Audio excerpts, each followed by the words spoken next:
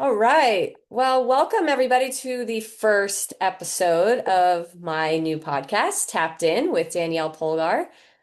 Some of you here have probably been with me since the good old days of when I had a podcast with my colleague Eugenia. I haven't since picked up podcasting really too much, other than to say I had a little podcast revisit couple summers ago with my friend Ryan, and it was about the Saturn return.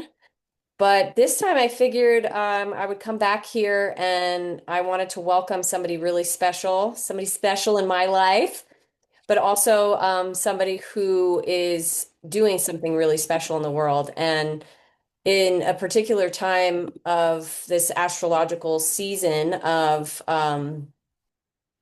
restructuring our beliefs and dealing with doubt and faith. I think Matthew, my brother here, has a really fabulous story to share with everybody, as well as discussing what it is that he does with clients and to talk a little bit about the work that he's been putting out into the world through his book called The Psychedelic DJ. He is the author of The Psychedelic DJ, as well as being one of many psychedelic DJs around the world. But he has also been a DJ for how many years now? Over 30 years now. Probably started in 94, I would think. Okay. Somewhere around that point. Yeah. And you've been working with this type of medicine journey facilitated work for how many years? This would be my seventh year of doing psychedelic assisted therapy. Amazing, amazing. Well, Yeah. I'm super stoked to have you here, and I don't think we've ever done this before, so this is kind of fun Mhm. to just bring you into my field and have people experience this sibling dynamic on this full moon in Aries in my third house of siblings. So, yeah, I'm really excited to talk about this a little bit more. Something I do want to acknowledge too, speaking of this Aries material, is that my brother here, he started writing this book when the North Node was in Aries and my third house, and he actually invited me to help him with the first draft of that experience. So a lot of my first experiences with the nodal transit through the Aries Libra axis and my third house of writing were in this relational dynamic with my brother, third house also being the siblings. So that was a cool experience to reconnect in that way because also our dad, may he rest in peace, was also a writer. So it was a way for us to really bring in this familial ancestral gift of writing and also being able to facilitate your process, of healing and bringing in all of the wisdom and the skills and the talents that you've acquired throughout your life, on your path. So you did it. You wrote the book. You've published the book. Now you're bringing the book out into the world. Jupiter is transiting through your 10th house of career and public image. You're a Libra rising. Um, my brother also has Pisces moon, so we'll talk a little bit about that too. But is there anything you want to add to that about introducing yourself, your experience? Yeah, you've got the floor. Well, thanks, sis. I appreciate you inviting me to be the first guest on the show. And yeah, this is really fascinating for you and I to be at this point in our professional careers. So it's really cool to just be here and be able to have this to talk about. And well, yeah, been DJing for 30 years and started in the 90s as an escape in a sense from what was going on at the time. It was a lot of that craziness in school, in social environments. Wasn't ever really feeling like I had a place. Was struggling to find my creative output.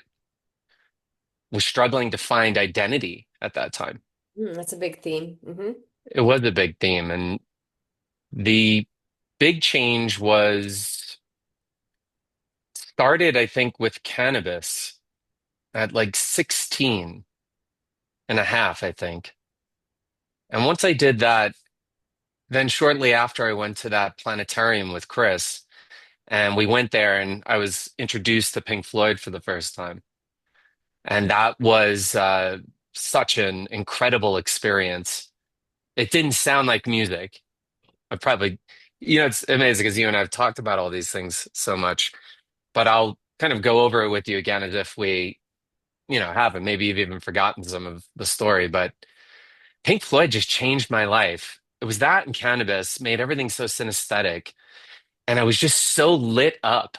I'd come from that hip hop, early 90s hip hop rap music era and shifted. And that was a big identity piece from basketball camp. And all those kids would just introduce me to that stuff. And I would go home and listen to that downstairs in the little bathroom that we had. And I would listen to hip hop and be like, wow, what is this? It was rap music. It was so different. And then when I discovered Pink Floyd, that didn't sound like music to me. It sounded like the universe. It was such a spiritual sounding experience. And being at that laser light show, I just was so blown away by that I just dove into that music. I then put aside rap music, which was a big identity for me, and I found this new identity through psychedelic music. And even then, I was like, I'd never listen to these clicks and beeps and pops and like weird electronic music. What the heck is that? And I stuck with like 60s rock all the way up until my 17th birthday. So that was April 23rd, 1993, and went to my first rave in downtown Manhattan. And that was like going to the planetarium again because I walked in, I think I was probably on acid at the time, and I just couldn't understand what I was listening to. The whole scene, too, was totally weird and very different from anything I'd ever seen at like teen nightclubs and stuff in Long Island. And so going in there blew my mind. It was blew my mind and my heart wide open. And I didn't know what was going on, but I knew I was in. And that's where I just dedicated myself from that point. And that's when I started coming home and I would sneak out to raves and mom would like see me going out, but she wouldn't put two and two together. And that was an amazing time because I then really found an identity in a culture that was very counterculture at the time. Now it's very mainstream. But back then, people didn't even know it was happening. So it was super counterculture and just felt so unique to sneak into these underground parties and to be let in at 17 and they'd choose you off the line and I'd go inside and be like, wow, look at this place. And everyone's in black light clothing and dancing to the craziest, weirdest music. And I'd go into those chill out rooms in the back and I would sit in there and listen to these soundscapes and I'd be on psychedelics and I'd just be just completely traveling and connecting with people. And I was more social than I had ever been before. And so that was a huge life-changing experience. And that's when I dedicated myself to the culture, to throwing events. I started throwing those events immediately after. And then from those events and throwing those illegal outlaw parties, then that's when Joe and those guys from Brooklyn left the turntables in the garage and mom took the car. And that's when I started using those turntables in the garage that they had left there. And I said, wow, what is this? And then I went down and bought those first records. And I was just on another planet. That's when I told mom I just didn't even want the car anymore if she was going to keep it. And I sold the car and used that to get turntables so that I could become the DJs that I looked up to at the time. So that was my first introduction to some type of big communal, altered consciousness, dancing in public and feeling open and free. It was a very different experience for me at the time. And so that kind of went on all the way up until 2000. And I think to speak about your and I's work on the book, I think it touches on what you'd always do to assist me back then, which I would make those mixtapes. This is such a great memory for me. I know I bring it up Yeah. sometimes, but I would make those mixtapes and I would wake you up Oh and God. and Yeah. I'd say, come downstairs, come downstairs. I'm like, please. And you're like, I'm so tired. And I'd say, can you just please do the fancy mixtape writing for me? And then you'd write out like Matthew Magic and it was like The Spirit Within Me was a really big mixtape I made, and you'd make those for me and draw hearts and colors and stuff. Super ravey. It was really great. And it was so unique. And I would then go out with like 20 tapes and I would give them out to everybody. And that was like you were always assisting me with my art at that time and supporting me in that, supporting me in my Matthew Magic journey into psychedelic trance. And then you'd come out to my events. And so you've always been alongside me with my creative endeavors, but I've been alongside you with yours as well. Yeah. And so I think it was for me, always it was a no-brainer for me to say, hey, I finished because if you remember, I finished 40,000 words. And when did I start that? October 2022 up till February 2023. I worked and got 40,000 words out, which was really hard, and then took that year off and came back and hit you up. And then you and I worked together from February 2024 until April 2024. And Mhm. that's where we were really taking what I had done and turn that into a first draft that we could then pass off to the publisher who saw what we did and then was so interested in picking that up. And so I love the bridge between you making mixtapes to helping me create a first draft to having the first draft get picked up by like professional publishing people who really wanted to get behind the project. And that was just such an amazing blessing, such a great memory to have between you and me. Yeah. Yeah, I totally love that. Yeah, it's amazing because I'm looking at your chart here from that 1993 birthday.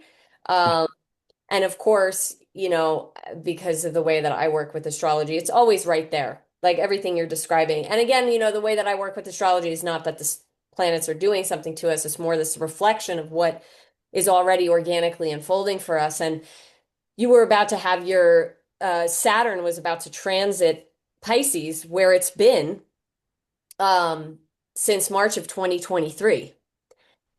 And so same place in your chart, Saturn represents like things that come into maturity and that like really, form structure in this reality and bring things into form. And especially in Pisces, it's really about bringing a dream or a vision into form.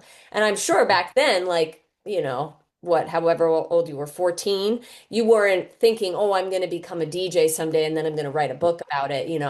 But it was like basically the start of something in your career because the moon, Saturn was coming up to conjunct your moon, and the moon rules your 10th house of career and public image.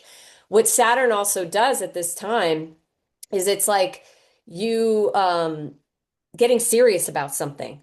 Like really like I want to master this thing, right? Right. And so, you really like took this on, I'm going to master this thing, and you did it. And simultaneously, you had Jupiter going through the first house of the self, so like really expanding into yourself. And then also Uranus going over the lower part of your chart, which is known as your IC, which is like something really deep within you getting awakened. Something maybe even like ancestrally or past lives, something that really got kind of like turned on, like an electric outlet, like plugged in.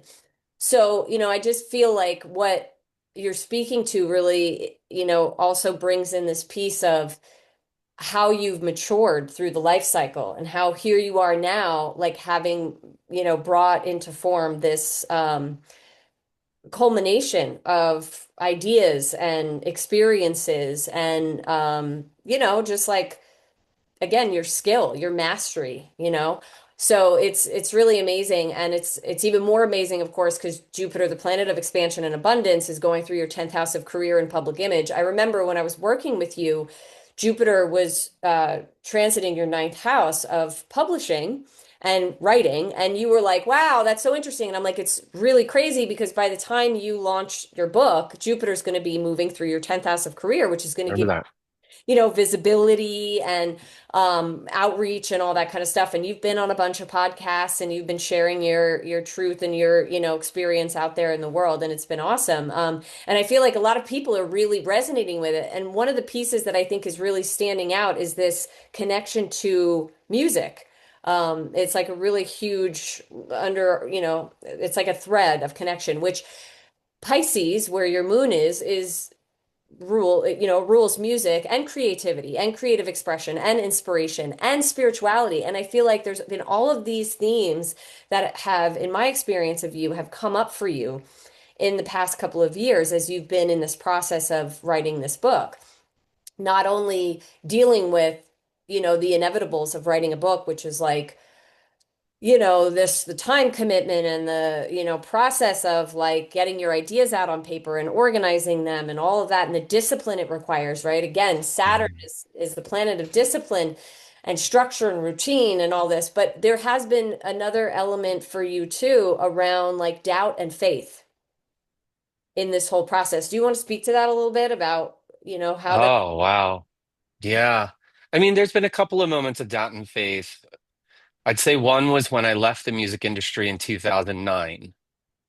I can't remember what month that was, but I was basically collapsing. I'd moved to LA. Lived in Berlin for a while, ran the label, and just the label wasn't paying. And then just throwing events and being involved in the whole backstage scene culture was really difficult at that time. And that's when I shifted into counseling. And that was a big leap of faith for me. But there was a huge calling. I knew I just needed to do that. So that's when I jumped into counseling, went to school. Wasn't very good at school, but I went to school. I think it was 33 when I went Mm. back to school. I was called it the Jesus year. And then I went to that Catholic university, the Loyola Marymount. Yeah. And so, I was sitting there at this, Catholic Jesuit university being like, wow, I'm kind of back full circle going to school, but I'm an adult now. But I found something I really loved in counseling and therapy and went on and did that for 10 years, really, really full blast to get to this point where I shifted into psychedelic therapy, which was a gigantic leap of faith. That happened in 2019. So 10 years after that. Mm. And that was a big leap of faith as well, but another one that was a big calling. And then dove into that, ended up doing 7 years to get to where I am now. Yeah. And this process of writing the book has been really crazy. I I don't, I was not prepared for what was required. I thought that writing a book was going to be hard because it's hard to write a book, Mm. meaning just the English portion, the grammar, the form, the structure. I thought it was all the nuts and bolts was difficult. Like writing a paper or something can be challenging.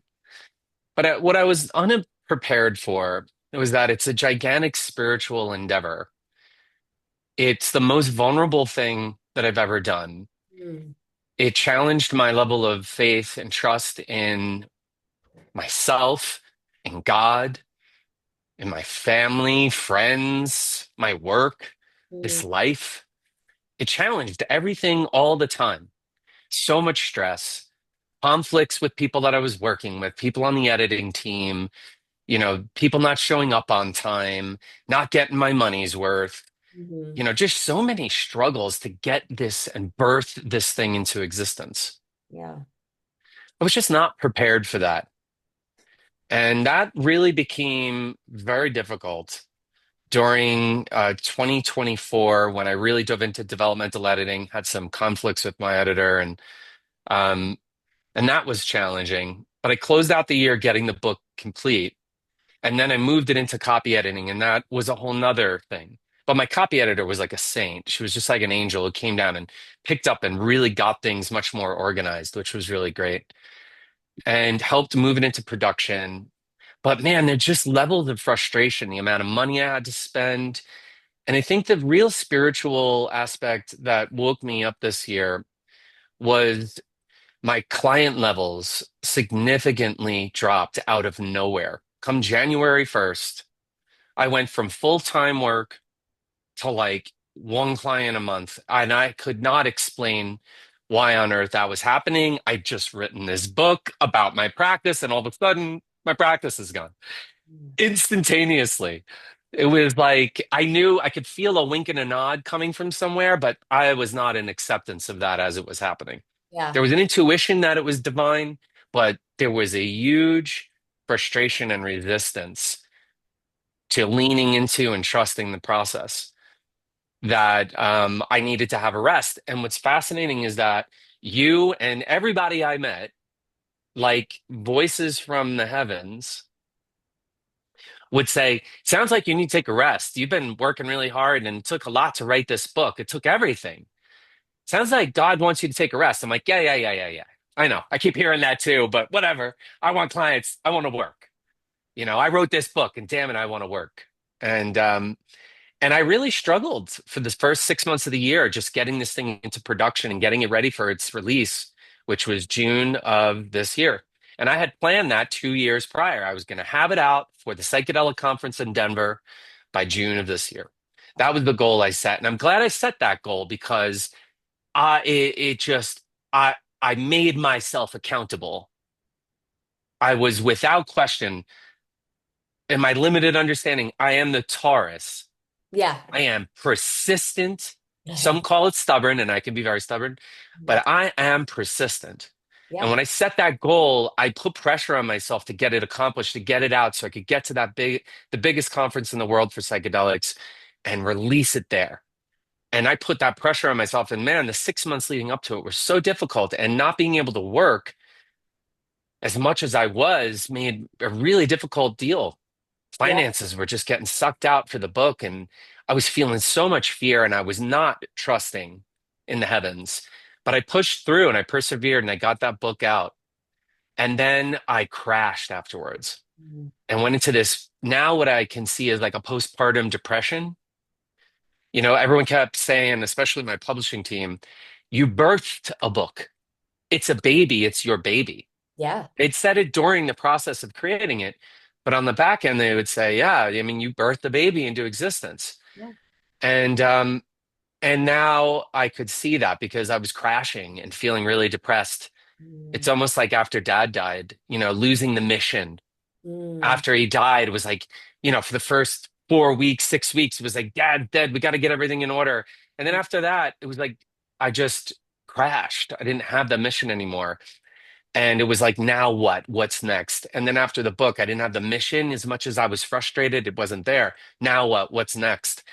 And still, client levels were slow. And then my friend who inspired me to move into the psychedelic industry in 2019, she had said, Matt, this is your seventh year. This is your seventh year of practice. This is your year of sabbatical. This is a biblical thing. It's been going on long before you. Mhm. This is the time to rest, whether you like it or not. And I found that to be divine because she was the one person I wrote about in the book that I went to when I was really struggling in the addiction counseling industry and needed a change. And she was like, you have all this experience with music and psychedelics. Let's get you to the psychedelic industry. And she sent me over to the integration circles. And that's where I found it all and started my practice, got my website made. You helped me with that too. Got that done, launched my integration, integrated psychedelics practice, and away I went. And there I am, full circle 7 years later, giving her a book at her house in LA. And she's saying, Matt, you're on your year seven sabbatical. And, it's time to rest and relax and really have faith and trust. And that was huge because then I was able to take a deep breath, rest and relax. And so that was in August Yeah. where I met up with her. Nearly a year, 7 years to the day almost, from when I'd taken ayahuasca 7 years earlier. Wow. And so that leads to the ayahuasca experience I just had. And the last one I did was in 2018, and then moved right into this change of career. End of 2018, autumn, October 2018, shifted into the psychedelic world in early 2019. Quit my job, went in and started serving medicine after I got trained. Mm. And then 7 years later, I'm doing ayahuasca again. And so I went in with the intention of asking the medicine to help me shed the resentments that I felt towards this book project, all that it took, Mm. the frustration and exhaustion that I felt, Mhm. the anger that I feel towards it sometimes, which is really fascinating. I think I've spoken to a lot of mothers and parents who sometimes feel like that too after birth, Mhm. and they love it. I love the book, but I'm also kind of like, ah, this thing took fucking work. Oh, sorry. Oh, Well, it's hey, okay. we're You all know. good with F-bombs here, right, people? Yeah. Yeah. It's Yeah. But it speaks to the authenticity of it is like, yeah, it's frustrating, it's a paradox of the situation. And I went in saying, I need to find a way to let this thing go, to let go of all of what it brought forward. And I'm also in a lot of doubt about you, God.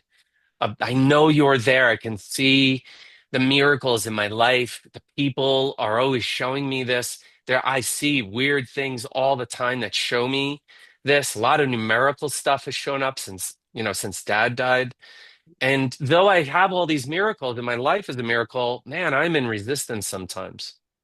And so I asked for a greater understanding of doubt, this doubt and where it comes from, and faith, and support, and the need to trust, and I feel a need to trust and surrender. And though I help people do that, I struggle with that in myself sometimes, to believe in the impossible that's beyond what the realms that we can see. And that was a powerful ayahuasca journey. That circle was really beautiful. I didn't get what I wanted. The medicine didn't work.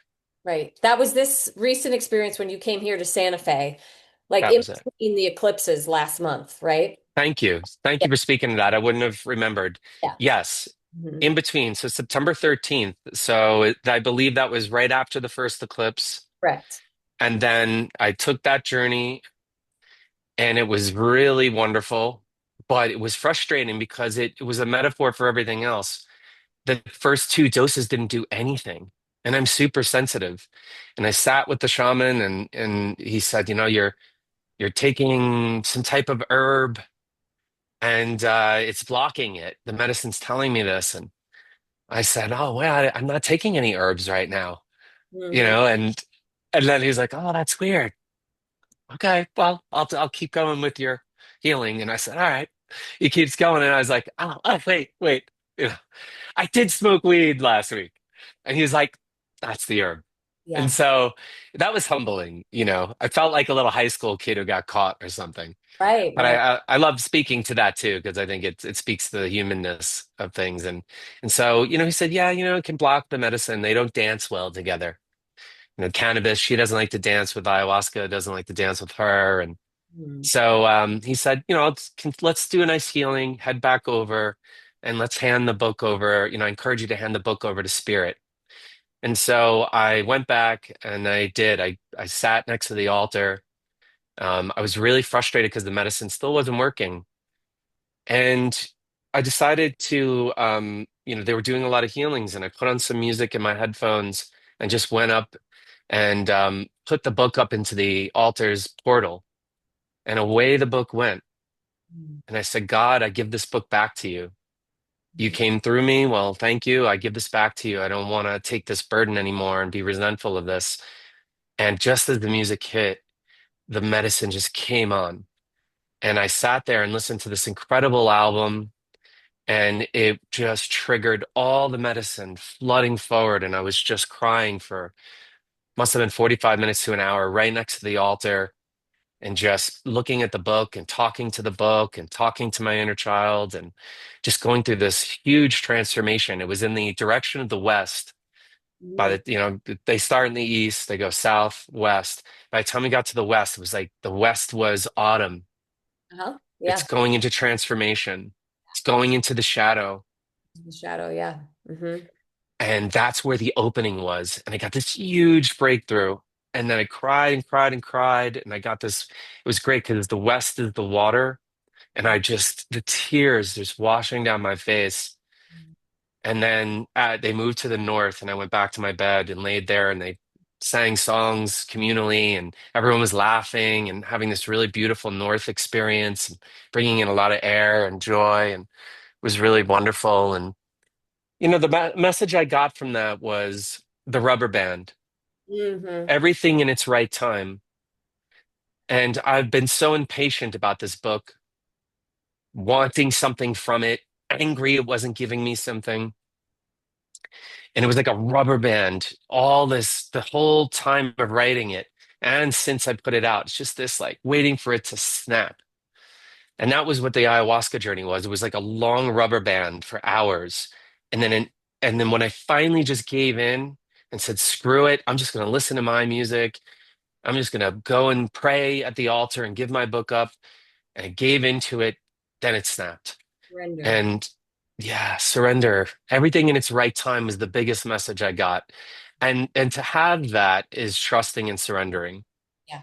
Yeah. And that was a really wonderful message that I walked away with, as well as humility, because it was like they recommended I not smoke cannabis, and I smoked cannabis a week before. And so I got some humility. The stubborn Taurus was there, was like, I'll do this my way. I know better.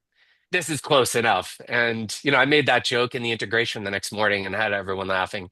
Was like, I know better than the shamans know.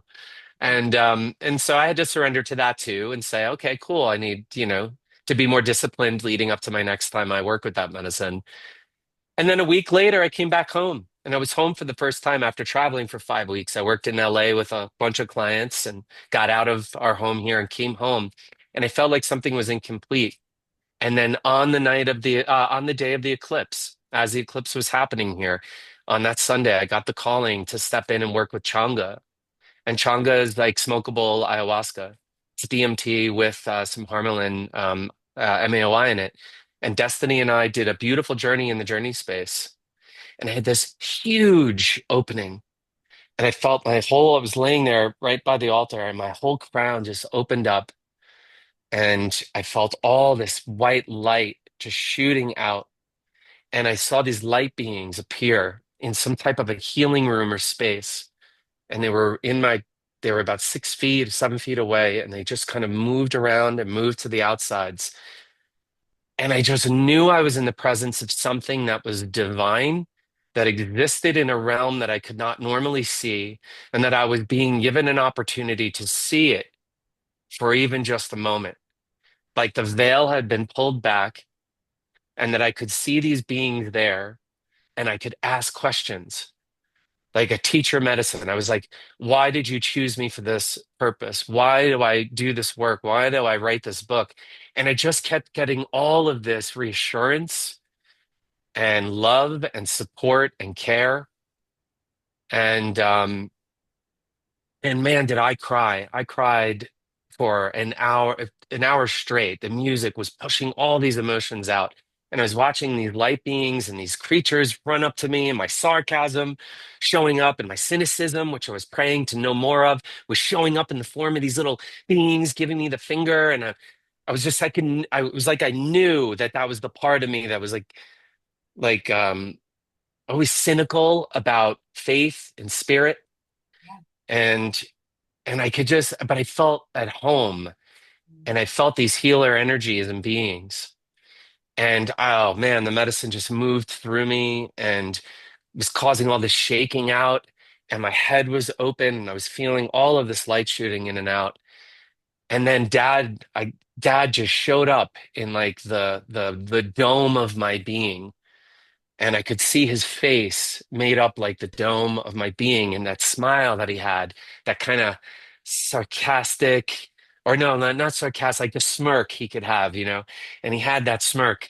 And I said, Dad, oh my God. And it was like talking to him and feeling his love and support coming to me, and just crying and crying and crying so much. And from there, feeling my doubt shift to a sense of trust and openness and belief in something bigger, greater, and more unbelievable than myself. Mhm. And I know that's always there, but I got for a moment, like the Wizard of Oz, I got to see behind the curtain and go, are you guys always here? And the answer was, oh, yeah, we're always here. Right. We're Yeah. always here working around you. And I was like, "Ah, I know you're always there, but now I can see you're always there." Right. And then they go away, and they go into the everything and the knowing of it all. Mhm. And then when it came up from that, it took a long time because I had been washed clean again. And there we are in the West in the autumn. And I believe the solstice was the Equinox equinox. was the day after the solar eclipse, which, by the way, the solar eclipse was in your 12th house of unity consciousness and the Yeah. unconscious. kind of like everything behind the scenes. So it's like a new beginning of, what lives behind the scenes for you. And anyways, keep going and then I can unpack this astrologically a little bit more. Yeah, so I'll wrap it up for you because it was like the most amazing thing was feeling the transformation, feeling the shedding of so much doubt and so much frustration and so much resistance, and feeling a sense of love and support, and then gently returning like a rebirth. And then, Destiny holding me. And it took me time to come out of the eye shades. And she said, what's going on for you right now? What are you feeling? Or what's anything happening? And I said, I feel holy. Wow. Isn't that amazing? What Holy. a word. Yeah. I never use that word. Right. It was the only word that could describe the drenched feeling of the element of water in the West, in the autumn, the shedding. And then I just said, holy, right? And then, like a few minutes later, I said, I feel like I've been baptized. And that's such a fascinating word, too, because, being raised in Roman Catholicism and the Bible in one hand, the belt in the other, that whole just like no. And then now coming back to that in some capacity, but in a different way. And so to be there and to feel Christ's energy, there was this moment before I came up where I put my arms all the way out because I was pushing my love out to my family and to my brother. And I sent this love out. I gave away the health and well-being I had, sent it out to my clients and to the spirits and to my brother. And my arms went all the way out. And it was crazy because I'm like, how am I in this kind of crucified like state right now when I've been in so much resistance of Christianity and Catholicism, and yet there it is happening so naturally, such a surrender in that moment. And then later to feel this holiness and to describe this as a baptism, and it happened during the eclipse. And so I got walloped. I got the sacrament. And I've been practicing a seven directional prayer every morning since the ayahuasca journey and obviously since the Changa journey. And I've been doing a seven directional prayer, and I've been having some really beautiful and wonderful experiences with it, divine moments of trust and faith. But last night I admitted to Destiny, I'm frustrated again. And I'm feeling weighed down in my body, and I can't figure out what's going on. And I said, I don't know, am I doing all this spiritual stuff? Am I just using this as a cure? Am I trying to cure myself from the humanity that I am? And then when I admitted that to her, I did feel a release of some of that. And then today in my seven directional prayer, I talked to God and to spirit and to the healers and to whatever exists on the other side. And I said, I'm struggling, and I don't know if I'm using you to just try to cure me of my problems. And so I continued to ask for that support, and I got that. And I took a hike up to the butte and prayed up there before we met, and came down and asked for health and well-being and mind and body, and here we are having this talk. So thanks for hearing my story on all that. Feel free to unpack. I'm open to hear anything that you have. Mean, I just thank you so much for sharing. It's such a beautiful story. That's why I was so inspired to have you come and share that here because I mean, of course, like the way that my mind works, I see everything as this reflection of what's happening astrologically and, is it the chicken or the egg or whatever, but it's all there and I'm just completely fascinated by it. Just for one thing, this whole focus on Saturn. There's this Saturn element. There's this Saturnian theme here, as I spoke about, when Saturn was about to transit your sixth house and where your moon is, the ruling planet of your 10th house of career and what you're here to do, getting serious about something. Saturn is also about commitment, it's about discipline, it's about perseverance, and it's about challenges. It's about sticking through it despite the challenges, like dedication, devotion, right? And and it is a challenge and a test of faith through this Saturn and Pisces transit, which we're still experiencing because Saturn has now retrograded back into Pisces since September 1st. So we're closing up this process of this test to our faith.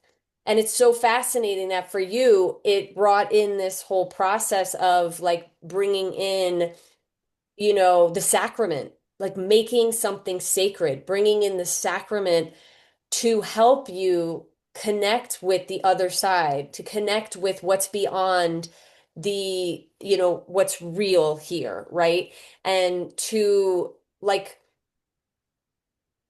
be able to access what, there's parts of you that don't believe that any of that is actually happening or that like you deserve it. Or, I remember there was this one part of your story about forgiveness where the beings were telling you, there's nothing to be forgiven. Like it's all good, you know? I forgot to mention that part. Yeah. I did ask for forgiveness, Yeah. and they did say the message was, it's you're always forgiven. And I was like, oh my God. And then it was, I need to forgive myself for the doubts that I often have. And then from that came, it's okay. This is what it is to be human, is to be in doubt. This is part of the journey.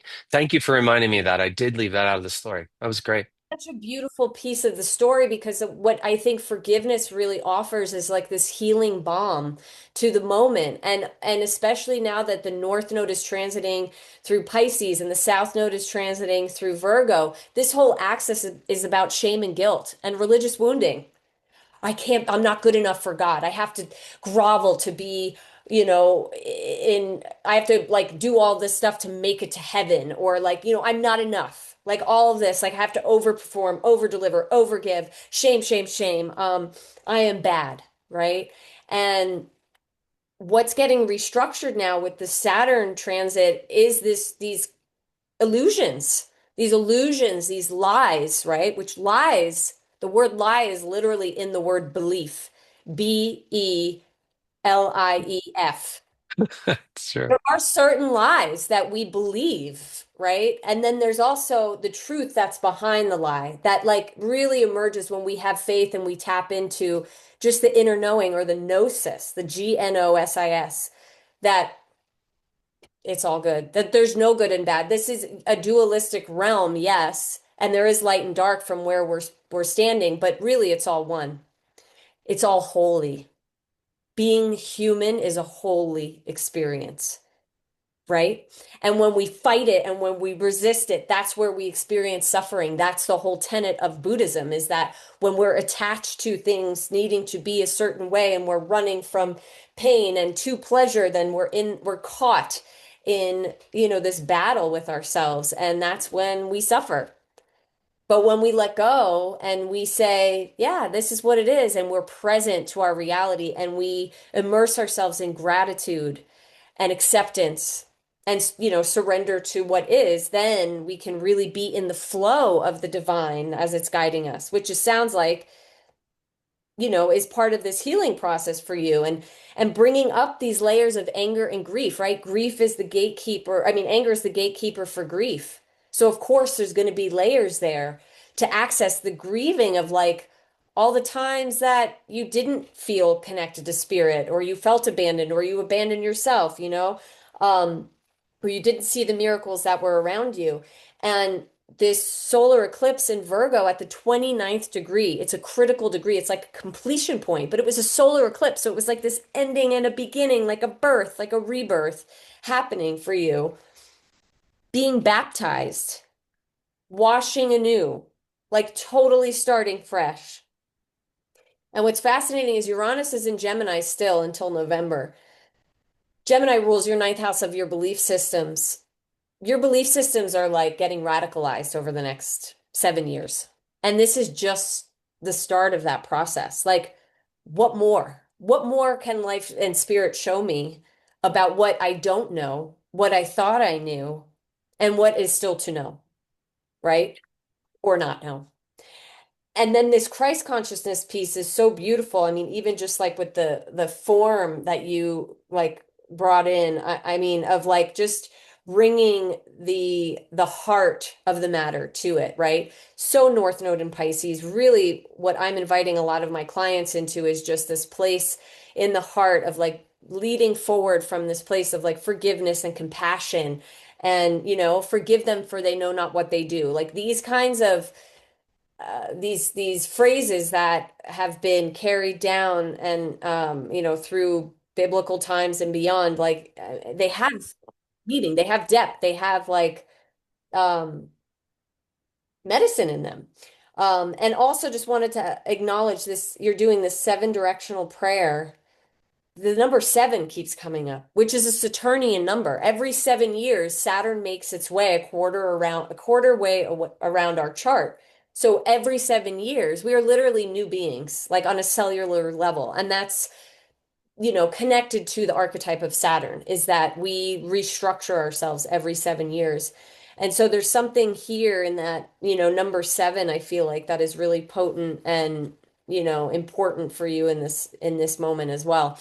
Um, so yeah, so I'm trying to think of what else I wanted to acknowledge. Well, I did want to acknowledge too that over the summer, I had the pleasure and the ultimate gift from Spirit to be able to sit with my brother in an unintentional medicine journey of his own Oh during my God.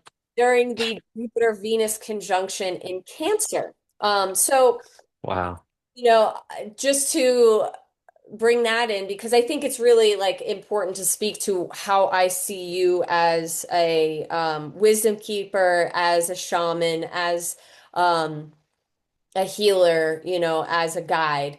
And you've always been that to me, just like as an older, brother and everything. And I do think that we've traveled for lifetimes together, probably doing all sorts of, interesting transformational work in family capacity and otherwise. But for what it's worth in this lifetime, we are literal family. And anyway, so the week of the Jupiter Venus conjunction, I made this intention that I was going to microdose LSD, which I hadn't done in about 12 years, which is a Jupiter cycle. So I felt like I was ready for something, and I thought, oh, that's a good transit to do that under. It's very benefic having Jupiter and Venus connected in Cancer, and maybe I'll open up some creativity. And I'm working on this children's book, and I want to like see what comes through.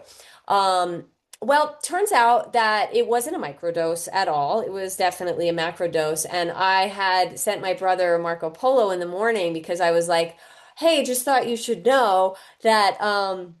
I took a microdose thinking it was a microdose, but it's actually not a microdose. Well, serendipitously, my brother did not have work that day. You didn't have clients until like much later in the day. Mhm.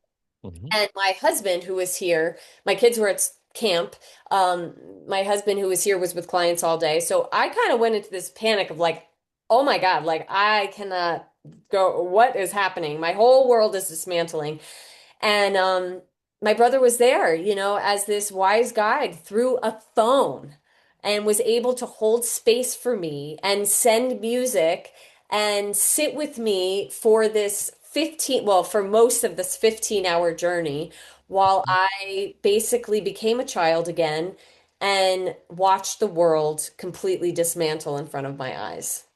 So thank you again for being my witness in that.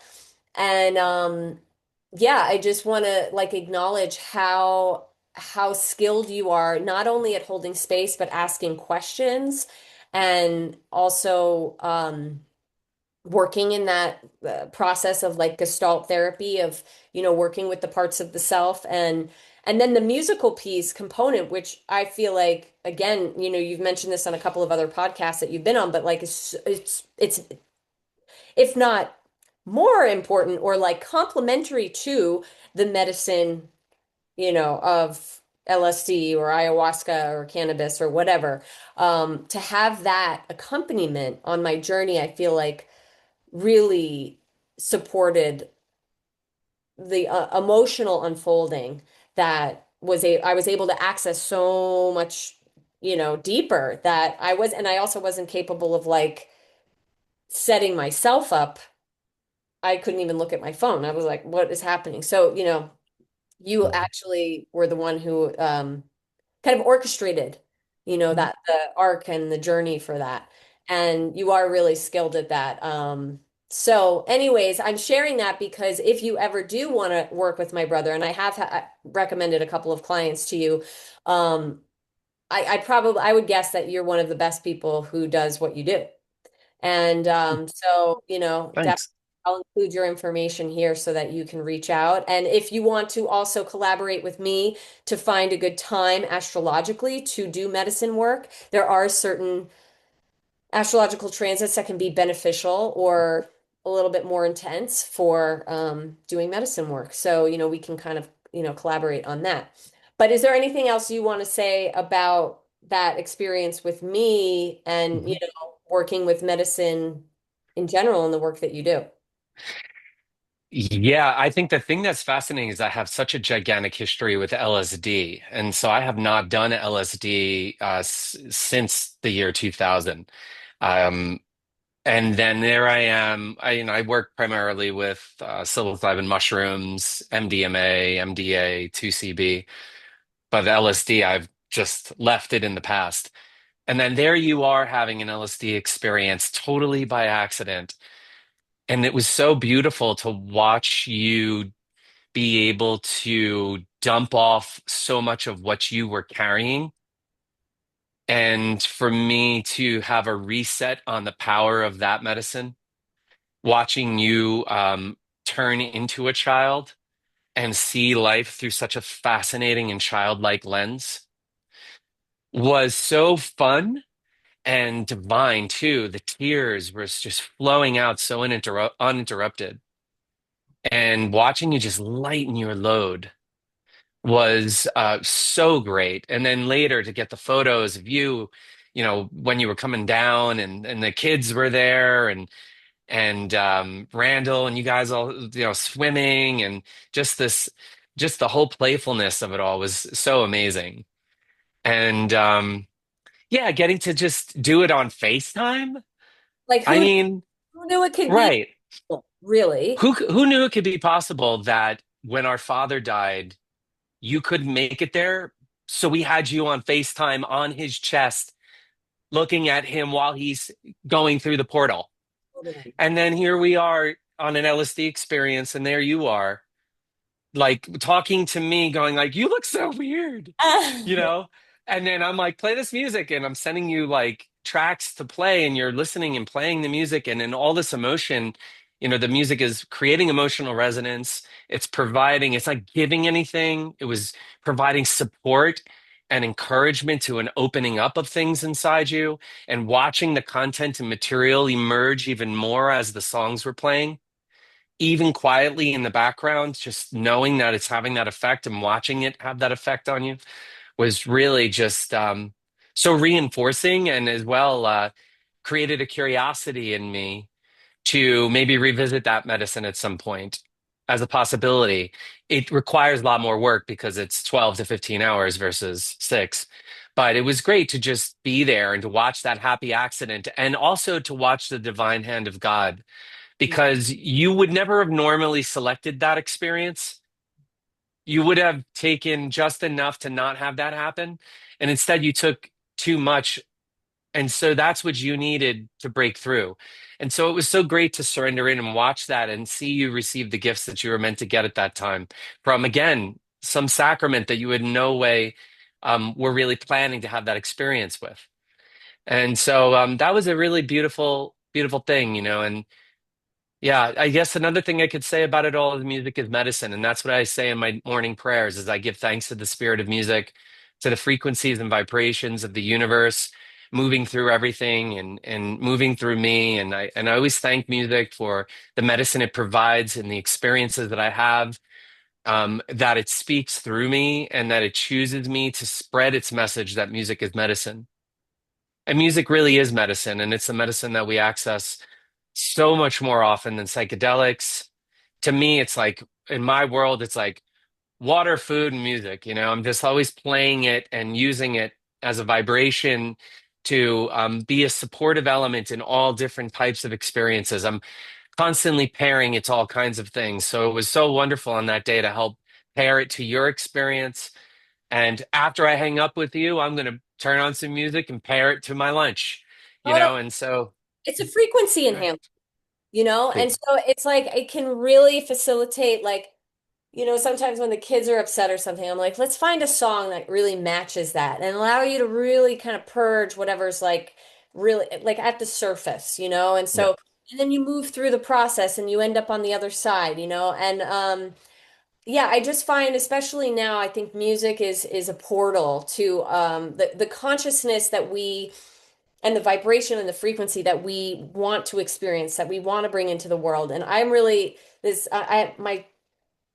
I'm a strong believer in frequency is everything. Like it's everything. We are a frequency and what we bring to the moment, including believing what is possible, believing that the things that we want in life, the things that we believe we deserve, all of that is possible when we give it the energy, when we become the vibration of that. And I do think that music is a portal to accessing that, that higher vibration and that feeling of oneness with the divine and just like, oh, yeah, unity consciousness. So, yeah, I mean, I think we touched on so many different things here and I mean, overall, I just want to say, like, I'm so excited for you in this book, and I'm excited to see you soar and just continue for this book to, serve the people that it's intended to serve.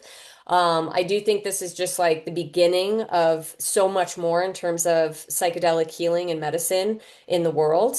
So, it's really cool that you're kind of spearheading this and bringing this forward as like part of your soul's mission. And who would have known, right? That like mom taking away your car was the greatest gift. Thanks, mom. Thanks, mom, for taking away that car so I could focus on, what I needed to focus on so that I could get to where I am today. And so in a bigger context, it's like the things that are leaving our life right now, the things that aren't serving us, the things that we're shedding and letting go of, trust that that is exactly perfectly orchestrated for our evolution and our path and that, we're being guided to like the next best thing, whatever that is. Yeah. So thank Yeah. you for joining me in this lifetime as my brother. Yes. I appreciate that. Thank you so much for inviting me to come and speak to your community. I'm so happy that you're doing this work and helping others. I think you and I are just on this amazing path of serving humanity in this lifetime, being of service to spirit and to our fellow man. And I think it's so divine that we get to share this unique skills sets that we got from probably the caretaking mother that we have and the creative father that we have. And it's yeah, so it's just wonderful to be here with you. I'm so glad that we were able to speak about these things, and I always love the breakdowns and your ability to help me see the beyond what I can see with my eyes, and understanding my place in the universe and supporting me through this process. So keep delivering the medicine that you deliver.